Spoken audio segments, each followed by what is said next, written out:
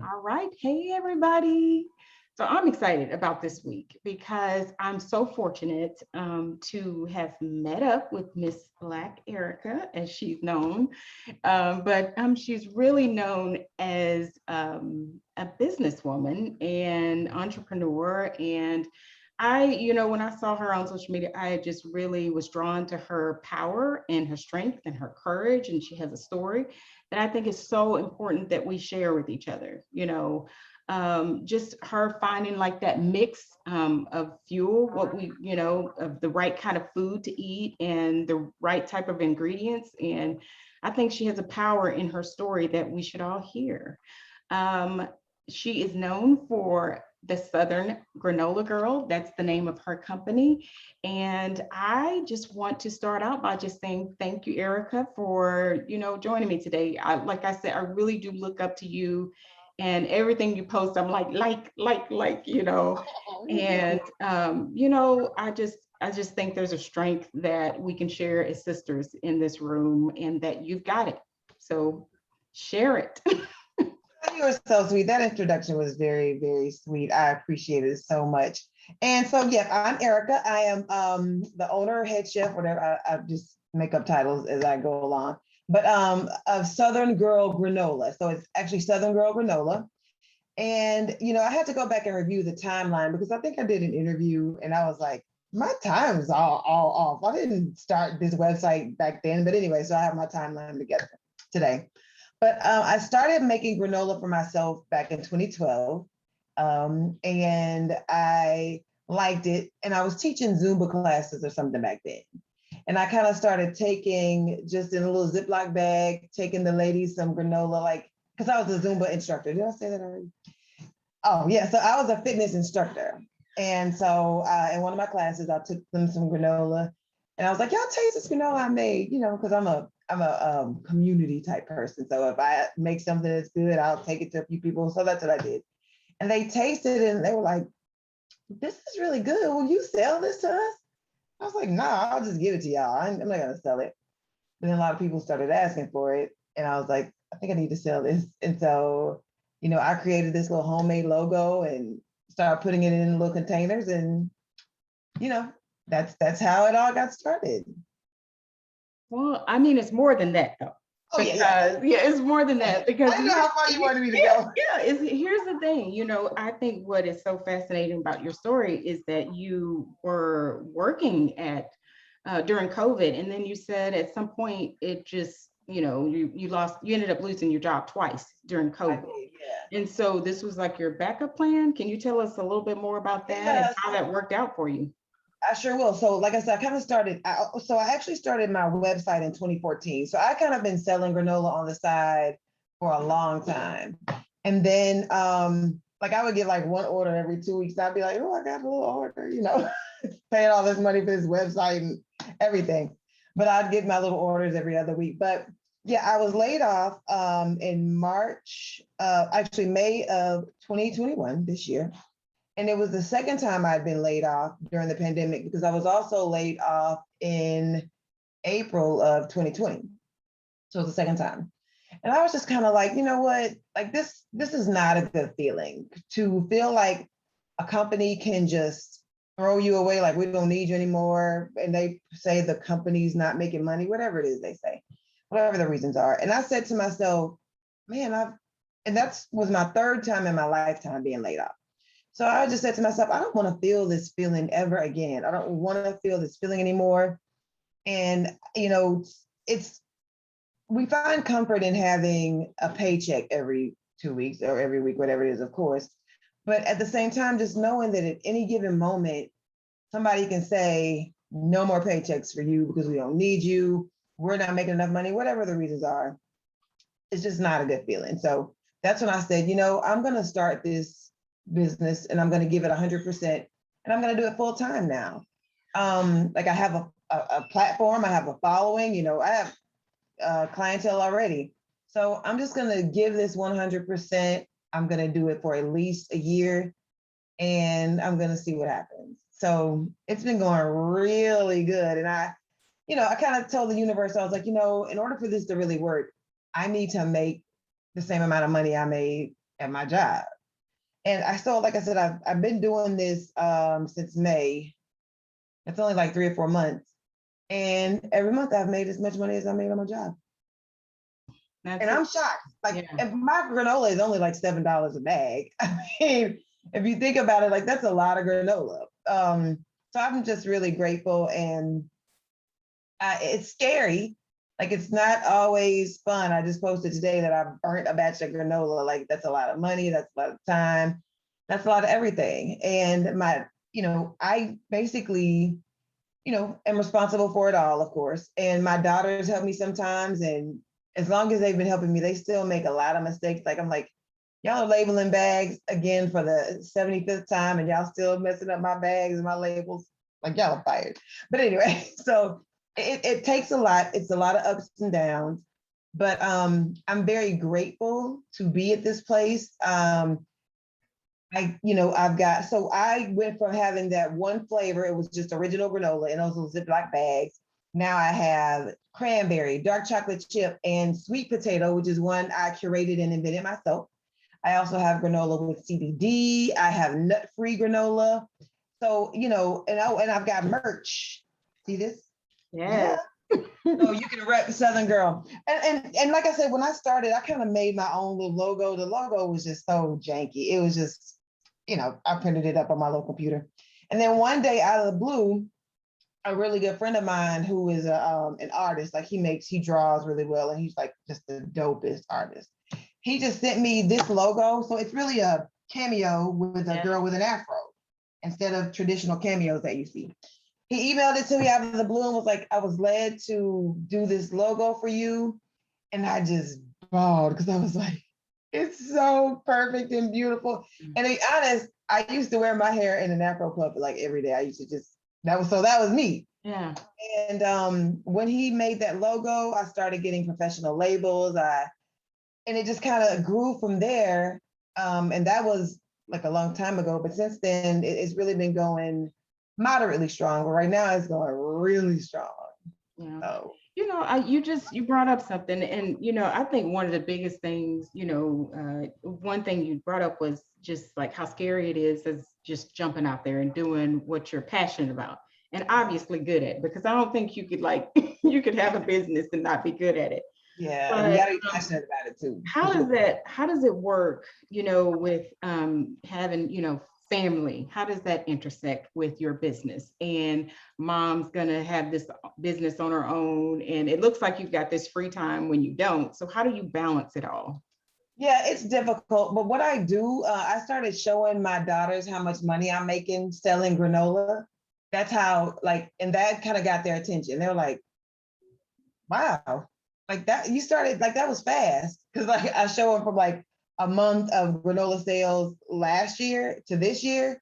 And they're pretty impressed by it. And something just led me to, I actually got interviewed by a marketing team that I hired to help me because I bake granola. Like, I don't know the marketing inside of the business. So I needed help in that area. So I hired this company called Digital Kairos. And the founder of that company actually did an interview with me too, because she wanted me to talk about how I scaled my business so fast without running any ads on Facebook. I post on Facebook, but I don't run professional ads.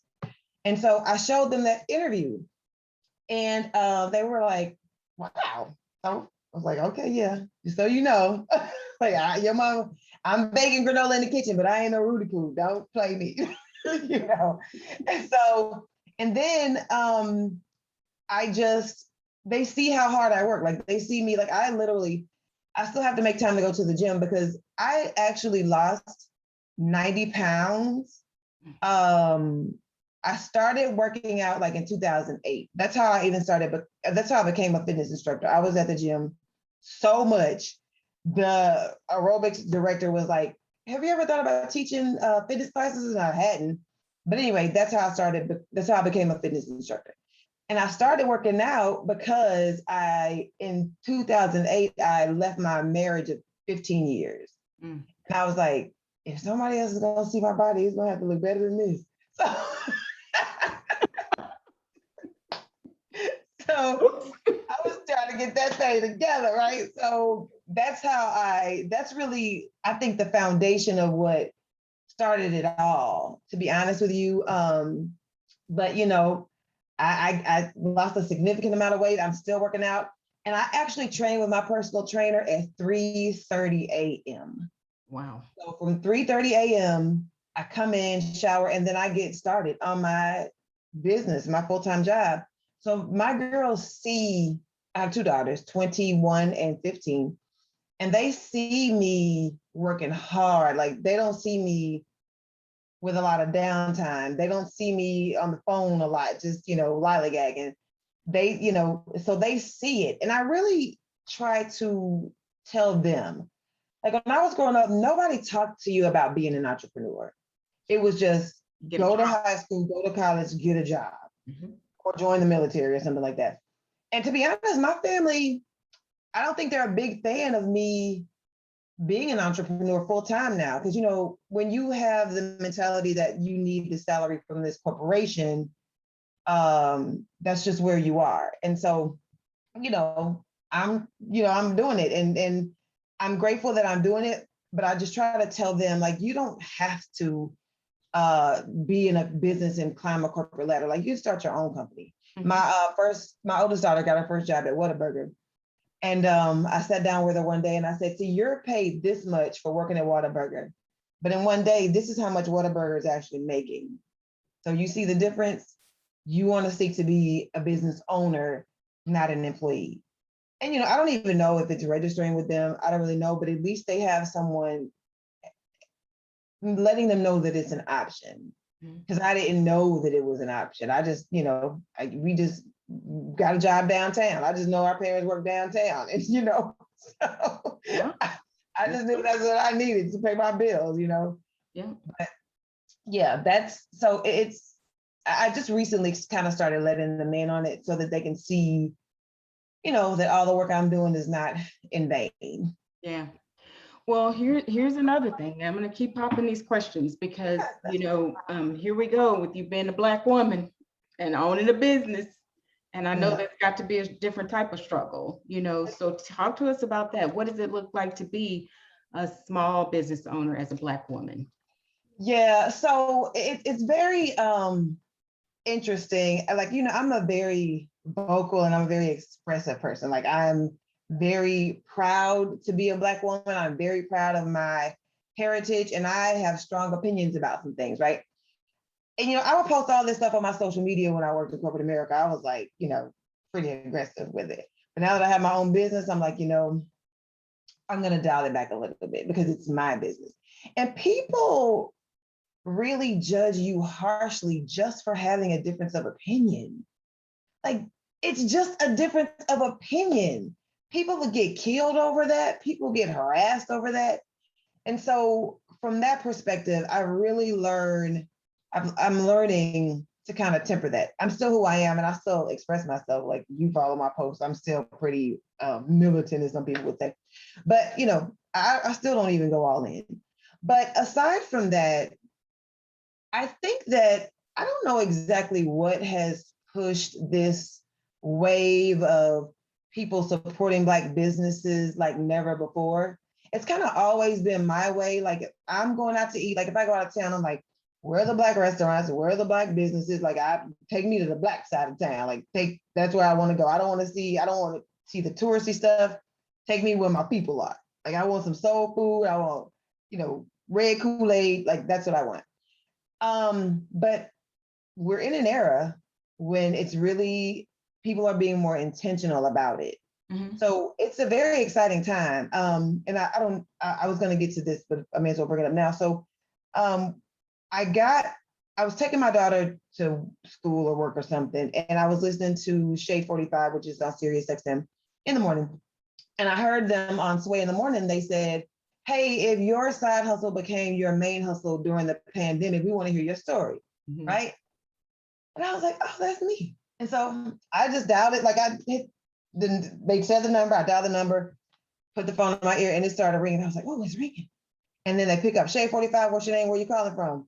I was like, oh my God. So, they were like, hold on, we're going to let you talk. I literally pulled over on the freeway. I was like, I don't want the call to drop. I don't want any interference. Like I'm knowing in my mind, I'm calling to tell my story, but this is an opportunity for me to basically do a commercial for my business from millions of people. Like I always understand that I need to have my story or my elevator pitch ready, like as an entrepreneur. Like I didn't care about that as much in the job, but as an entrepreneur, like you got to be ready. So they picked up and I was like, yeah, my name is Erika. My company is Southern Girl Granola. I got laid off 2 times during the pandemic and now I'm doing my business full time. I make gourmet granola. I rattle off the flavors: dark chocolate chip, sweet potato, cranberry, and original, nut-free, CBD. Like this granola is the best you'll ever eat. It feeds your mind, body, and soul. And yeah, oh, my website is, I just did a whole little commercial. Yeah. And it was so funny because the DJs just got quiet and they were like, dang, she was ready. I was like, I sure was. So they were like, and really that radio show is really good and about letting people get their information out on their platform. They're very community oriented and, they seem to actually care about people. So they were like, what's your social media handles again? And I said it. They were going to the site as I'm talking to them and they were like, oh yeah, okay, cool. And then I said, give me your address and I'll send you guys some. And I'll give all of your listeners that place an order a discount. Just use coupon code SWAY, right? I had to hurry up and come home. Like, let me hurry up and get this coupon code set up before ordering. Like I had like 20 orders before I could even set the coupon code up. At the end of the day, I had a little over 100 orders just from that 3-minute me telling my story on the radio. Wow. And since then, I think I've been back on there like 5 or 6 times. Yeah. Because once I send them the granola, and this is something that I want you guys to think about if you're an entrepreneur and you have a product. My intention was not to establish a long-term anything. I was just trying to get the granola in front of them and hope they liked it. Heather B is one of the DJs on the show. She got the granola and posted it on her story. That day, I got about another 75 orders, right? So I ended up calling back another time because they have their listeners call in every day. Like it's something, Winning Wednesdays, Good News Thursdays, Motivational Monday. So it's something every day. So I called another time. And then Heather B was just going in on how much, she was like, this granola was kissed by God. I don't even eat granola. And I'm telling you, Sway is the granola eater. And so I was like, yeah, I didn't get any granola. I said, yeah, you didn't send me your address. And so he was like, I'm sending it to you right now. He's like, because I'm a granola eater. And I said something like, yeah, I know I heard you say you get your granola from Costco, but mine is way better than Costco. Mm-hmm. And so again, understanding my position as a businesswoman, still being myself, still being ready, still being able to capitalize on this opportunity. So again, another day, I'm just doing what I do, making my granola. I listen to this show every morning, so it's part of what I do. Mm-hmm. And I hear Sway having a conversation and I hear him say, but listen, I need to tell y'all about something. I got a package in the mail and it is Southern Girl Granola. This is the best granola I've ever had. And he did a whole other little commercial. Then he says, Erika, if you're listening, I need you to call in because I want to talk to you about this granola. I lost my mind. Like I lost my mind. That's history right there. It is amazing. And so I called in and got a chance to do another little commercial. That day again, got about a little over 100 orders. And so, it's just about, the thing about it was when I said I need to make this amount of money every day, I believe that my mind moved in that direction. And I didn't really consider, initially I was like, $200 worth of granola, $300 worth of granola, $400 worth of granola a day. Like, that's highly unlikely. But like, and at $7 a bag, but people of course are ordering more, but it's been happening. And I'm amazed at it myself because to know that I just started this as a hobby and this is how it happens. Like you do something in your home, you do something in your kitchen, you're passionate about it. You decide to put it out there, but not until I really made up my mind that I owed it to myself to give my business 100% at some point in my life. Mm. Because one of my fears is not just a fear of failure, it's failing for lack of even trying. And if I didn't even try at some point to go in full steam ahead and give my business 100%, and I've been giving these other corporations 100% of me, 120% of me for all these years, then I'm failing myself. And I didn't want to have to battle with that anymore. This is so incredible. I mean, bigger than you know, when you hear things, you're just like, okay, that's a good story. She started making granola out of her house. But, you know, I think too, the one thing that's so fascinating about you, Erika, is that you continue to give. Like you are such a community person. I know you're always giving things away.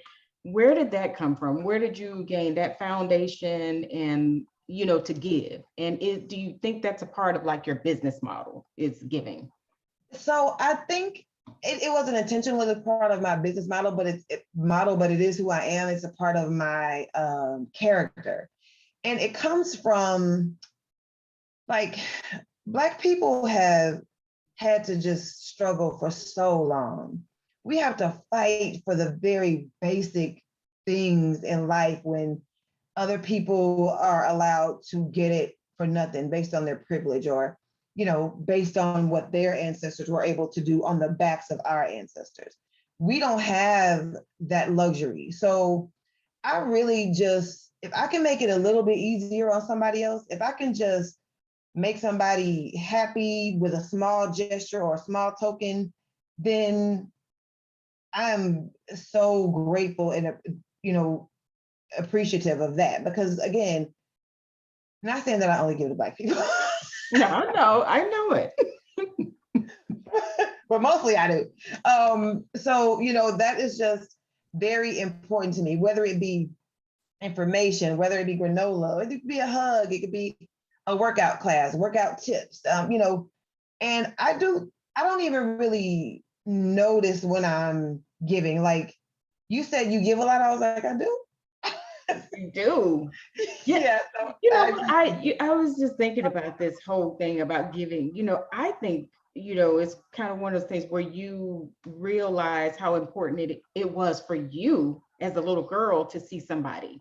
And then now we're the women now, and how important it is for them to see us in the community. And to see that they can do it however they want to. Like you see me doing it, this is my way. You can do it whatever way you want to do it. Like really, the sky is the limit as long as, but people have to understand that it starts in your mind. Mm-hmm. If you start a business, like if I would have stayed in the mode of, I'm not gonna make no $400 a day selling granola, like, come on. But little did I know, and this is what I learned. Somebody said this is an African proverb or something. You gotta take the first step without seeing the entire staircase. Mm. Yeah. And so I was like, I don't know where these stairs are going, but I just know I need to jump on the staircase. So I just never would have thought, even for 4 months, I could have been running my business full time, being able to pay my bills, and being able to maintain it and just take care of it. Like when I make my granola though, like as I'm mixing the batch, right?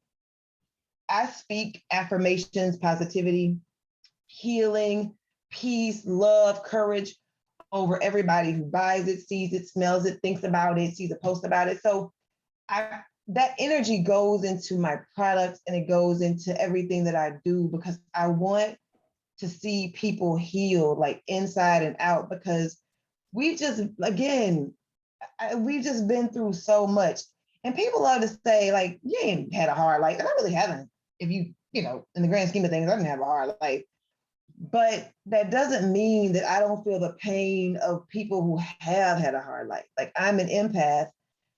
I had to stop watching the news. I would be bawling like I started paying attention to it really when Trayvon Martin was murdered by that evil, whatever, I'll be nice today. Yeah.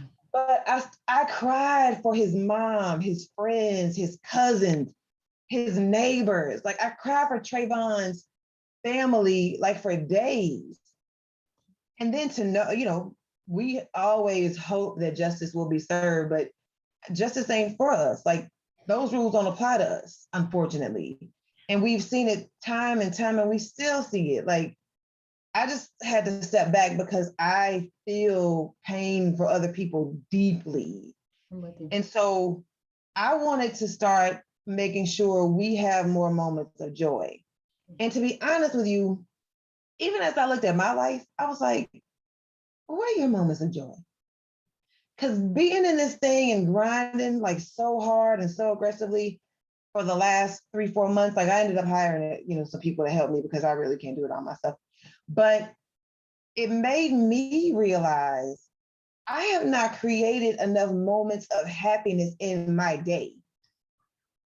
And how important it is for you to find a way to create moments of happiness and joy in your day, because I was going day after day after day, and I was thinking, like, I should be happier than I've ever been in my life. This don't feel good. Like, I'm not happy.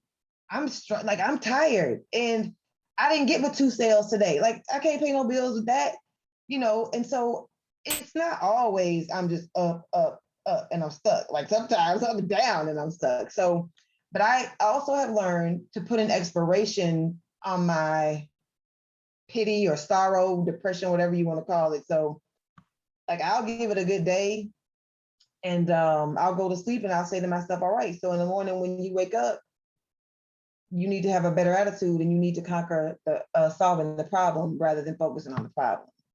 And I don't even know how I'm really an enthusiastic person, and I'm really an energetic person, and I don't like moments of stress, unhappiness, or confrontation in my life. Like, life is too short for that. And again, I was in a 15-year marriage, and I've had more than enough of that, like a lifetime of it. So, but I want everybody to recognize how important it is to create happiness and joy in your day at some point. And this needs to happen every day. It needs to happen every day. I don't care if it's, taking a walk in the park, stopping to literally smell the flowers, eating a cupcake. Like, you have to don't eat too many cupcakes. But we have to do that. And, has somebody ever asked you what makes you happy? So Sean, I'm gonna ask you, what makes you happy? Oh man, I am such a, like, if I can get a book read, I love for it to be quiet. So if I'm in a quiet setting, my dogs and my husband, my family, if they're close and I can see them, but they're not too close to where they're like clouding the good space, I'm good. I just love that. Like, that in motion means everything to me. Just peace and order, and the people you enjoy being around. Yes.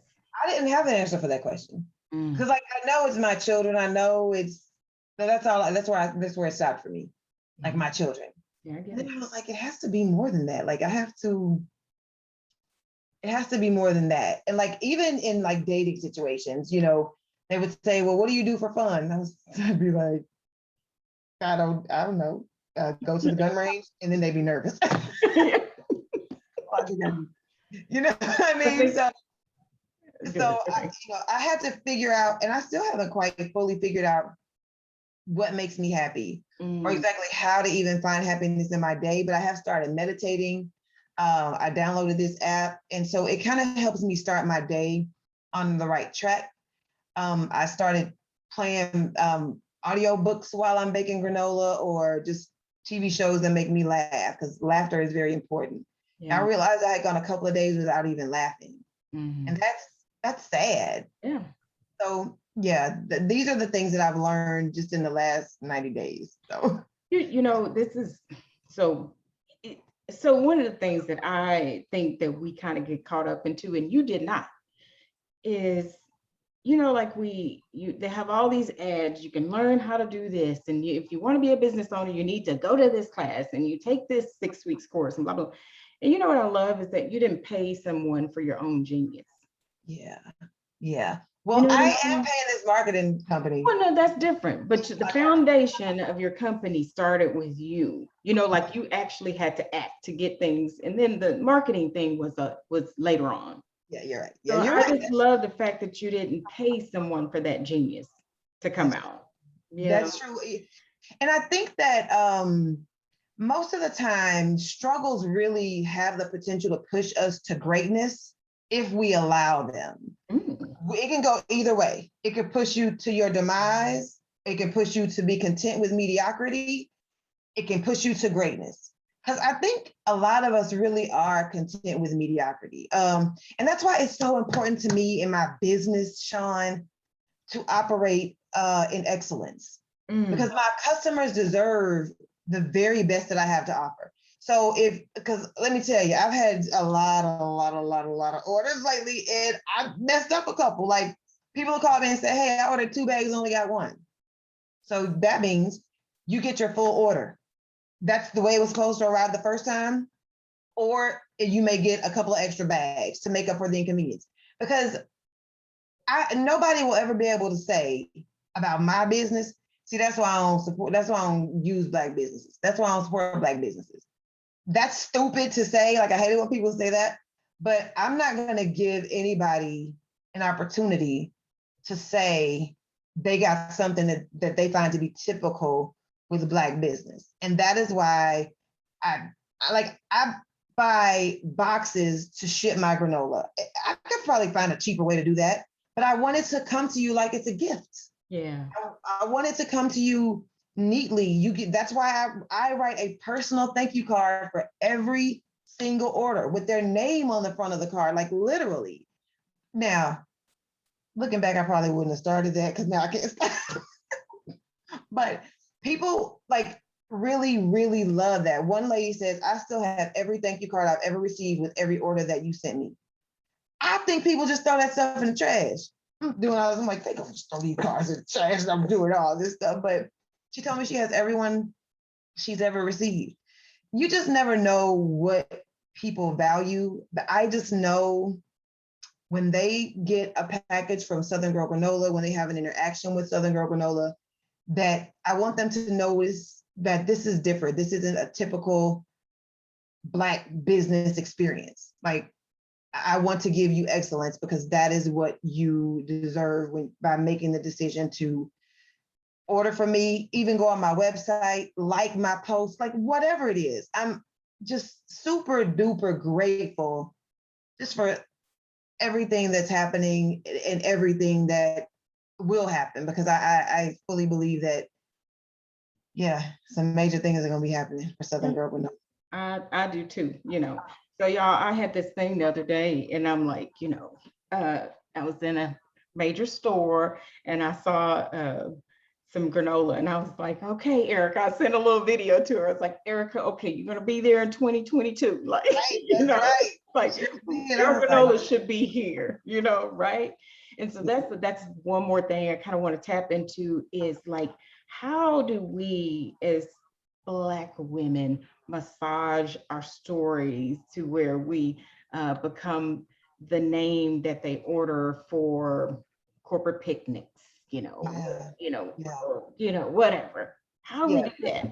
So I'm not even there yet, but that's the path I'm taking. So, and I think it is just, being genuine because people buy into a story. People buy into a person. Like I have some granola that's just in a couple of retail locations. They don't sell nearly as fast or as well as like with people experience me and they buy into me and they buy into my story and they feel my passion and they feel my energy and they feel this love, right? So if you don't have that, I don't really know how to tell you how to develop that, but you at least need to get your story together and make a compelling story. Because if you think about it, and here's another thing, and this is a gem that I learned from this marketing company. Don't reinvent the wheel. Like find your major competitors, do what they're doing. Model your website like they do it, like your packaging, whatever. It's already been done. So go ahead and go for that. But when you show up to corporations and you show up to other businesses and other entities that you want your product in, have your shit together. Like, don't go in half-ass. And here's one reason I'm not really out there, because I don't know my numbers like I need to. Like, I'm probably gonna need to hire somebody to know my numbers, like what's your gross profit margin, how many, like with those questions they ask on Shark Tank. I'm like, they would eat me up on Shark Tank. I bake granola. Like, I don't, this other stuff, I need somebody to do that part. So, and if you're not that person, hire that person. If you don't know what to do, outsource those tasks. Like, if you're not good at creating flyers, go to Fiverr, whatever they say. Get somebody to do it. $30, $40 is done. Don't waste your time focusing on things that you don't know how to do, because you're wasting time. And my favorite motto is, I'll waste money all day. I'll make some more money. I don't like wasting time. You never get it back. So don't waste your time on things that you know you're not good at, or even that you don't like to do. And it may take some time for you to get to that point, but just be moving in that direction. So, you can't go in there saying, well, I don't have my website yet, but you can text me. Like, what? If you're looking to shop wholesale and get your product wholesale, have wholesale prices on your website. Don't make them have to wonder, and you really just want to, anytime you come in contact with people, and this kind of came from my background in human resources. I was a recruiter for a long time, and I would tell candidates interviewing for a job, you want to make this interview a good experience for that hiring manager. Because at the end of the day, a lot of people that have the qualifications are going to apply for this job. But if they just remember that they had a good experience with you and they vibed with you and it just felt good and they feel like they want to come work sitting next to you every day, you're going to get the job. So I try to make it an experience. When I go to Ann's Health Food Store, my granola was in Ann's Health Food Store. It was in the Hilton Hotel gift shop. This is our pre-pandemic. So, it's not there anymore, but I could get it back there if I wanted to. But you just go in and you tell them your story, and you're real about it, and you let them see your passion. But again, you let them see that you can deliver. I had an opportunity to get my granola in a grocery store in South Louisiana. I'm not going to say the name of it because I don't want to promote them, because some things have come out about this grocery store that are not favorable for Black people. But anyway, I had an opportunity to get into this grocery store, and they were like, we want 1,200 bags in each of our 16 stores. I was like, oh, hold up. I didn't say that to them, but I said, okay. Well, then, we talked our talk, and I talked my talk, and I said, well, I'm going to have to go back and meet with my team. Well, nobody but me. I'm going to have to go back and meet with my team and figure out what it would take to get this going. And then, we talked about what they were willing to pay for it. Now, my granola sales retail, like I said, $7 a bag. They wanted to pay me $2 a bag.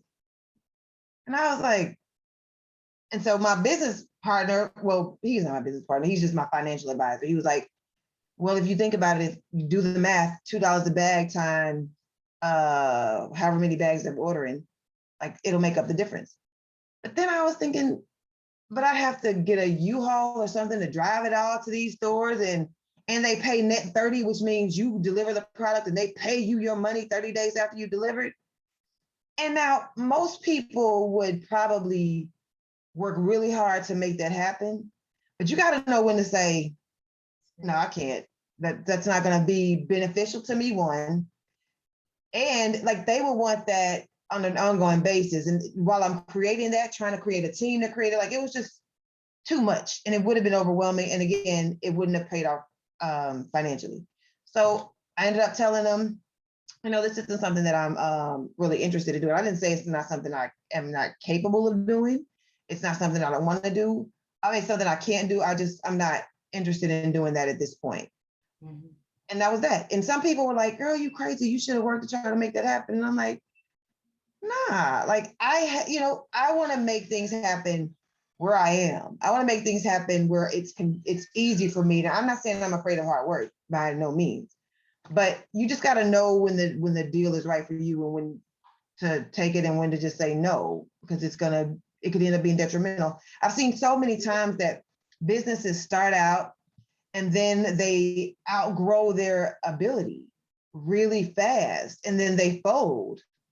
And as Nipsey says, never fold. So I Right. just have to make sure that I'm growing at a pace that I can maintain. And even now I'm working, like I said, to establish a team, working to get part of my house converted into a commercial bakery because I don't want to go rent a commercial bakery. And I want to I'm a little bit of a control freak. Like I said, this is my baby that has been with me for a very long time. I have to make sure that my staff is speaking those same affirmations over the granola as it's mixing and baking. This is my foundation. So if people aren't willing to do it the way I've done it and gain success, then they don't need to be on my team. But I don't even remember what your question was. No, Oh, how to get in. yeah, no, this is it. Yeah. I just, because your time, okay? I want to know just this one thing. What is it that I haven't asked you that you really want people to know? Either about your granola or about you or just the world. So here's something that I want to present because this is something that was on my mind. I don't know if it's, like heavy, like you, I don't know what it to be, but I want people who work in corporate America who have influence over people who spend money, spend corporate dollars, who are responsible for doing things like ordering lunch, ordering print products, ordering promotional items. If you are a Black person and you are in a position of influence where you have these responsibilities, be more intentional about seeking out Black businesses because we are not making the profits or the dollars that other corporations are making simply because we may not have the advertising dollars or we may not have the opportunity to get in front of these, CEOs or CFOs, but you guys are in front of them. You guys work with them every day and you have some influence over these kinds of situations and these decisions. Be more intentional about giving Black businesses opportunities to provide lunch. Like it doesn't always have to be Jason's Deli and Chick-fil-A. Like there are Black restaurants, there are Black businesses.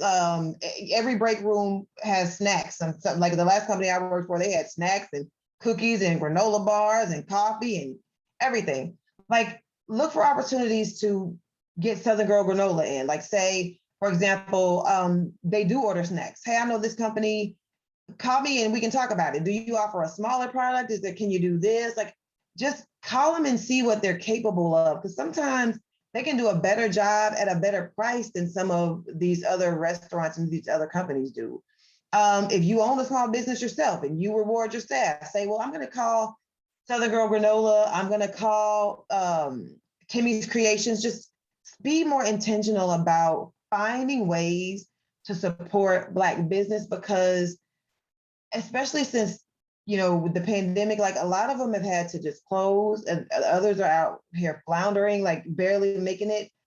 And if we are just more intentional about supporting, it would just make a world of difference in circulating in our own economy and keeping the Black dollar circulating in the Black community.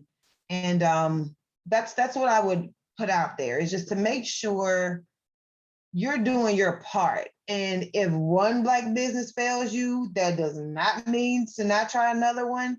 Like there's separate situations and separate instances. And if they do, give them that feedback, but give it to them in love because it is better received when they see that you're trying to give them that feedback in an effort to improve their business or to grow their business or to fix what's broken.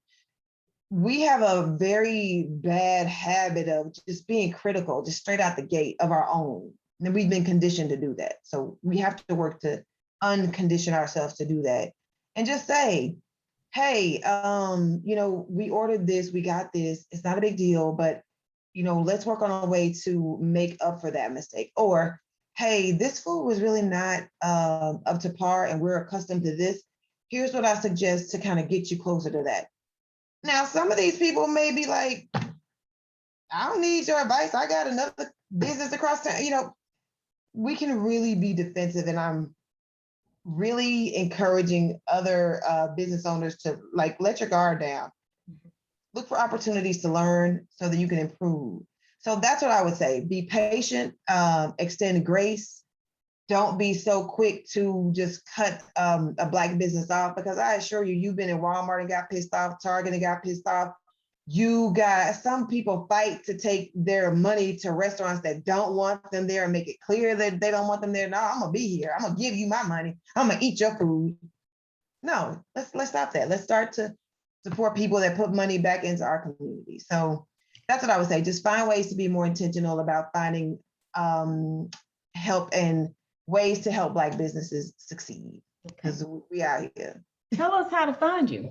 How do we find you? My website is southerngirlgranola.com. My handles across all social media is Southern Girl Granola.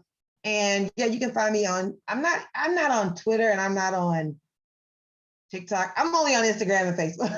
So that's where you can find me. And my website, again, it's southerngirlgranola.com. So just keep that in mind. And I'm going to be expanding my menu. I'm going to be incorporating some other things. So there are a lot of exciting things to come. And I want to say to you, Sean, you just, we just met on Facebook, like here very recently.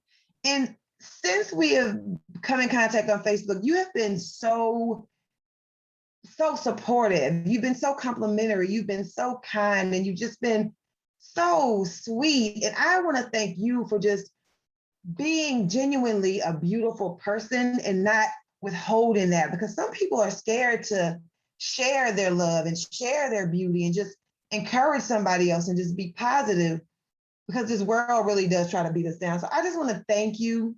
I'm gonna tell y'all this quick story. I was in Walmart doing whatever I do in Walmart, and Sean, we had been communicating, and she sent me this message, and I don't remember what else it said, but it said, "I am proud of you." And I just started crying, and I was like, I'm not really the type of person that seeks validation. But when she said, I don't know why that moved me so much, that a woman who I don't even really know, she just sees my plight on social media. For her to just say, "Girl, I'm proud of you. Like, you're doing some things." It just moved me. So don't withhold compliments. Don't withhold your love and your support and your encouragement from other people, because even though, on social media, I look like I'm on it and I'm just rocking and I got a lot of stuff going. Just in that one moment, I was just so grateful to hear somebody say, "I'm proud of you." Because you may not hear it from your family. Like, your family may be like, especially if you're a serial entrepreneur, like you tried other things and they just fizzled out. They're probably like, "Oh, she just on this other little business now. That's what she does." They may not even think to say to you, "I'm proud of you and I appreciate what you're doing, and I'm impressed by what you're doing," or any of that. But we see memes all the time. Don't worry about your family not supporting you. Perfect strangers will support you. And not that my family doesn't support me, but because they do. But you just never know how you may meet a need that somebody didn't even know they had, just by smiling at them, just by waving at them, just saying, "Girl, you cute today," or "I like your hair, I like that outfit." Just the smallest things. Or saying to a man, "Brother, I like that beard. That beard is nice." Whatever it is, just take a moment out of your day, a couple of times a day, to try to put a smile on somebody's face. As well, I'm going to go back to this, is finding ways to make your heart smile, to finding a way to put a smile on your own face, because it's good to have, it's really nobody else's responsibility to make you happy. It's cool if we have people in our lives that make our happiness a priority, but it's really not their responsibility. It's really your responsibility, our responsibility, to find happiness in how we live, because you do have the ability, you have control over your own life. You have the ability to fix your own problems. You have the ability to overcome whatever obstacles you have, but it's a choice. So just choose to be happy, choose to find joy, and choose to pursue your passion. And yeah, so that's it. And that's what we're doing here at in Sisters Breaking the Bonds of Sugar. We're really just trying to make those connections between sugar and our health and our history, but doing it all in sisterhood. Because honestly, what I don't like is trying to get somewhere by myself. I've never been able to do it. Right. So I just appreciate you, Erika. I tell you I love you all the time, and I really do mean it. So thank you for your time today, okay? It's my honor, and thank you so much. Keep doing what you're doing, and I'm watching you too. All right. Thank you. Thank you.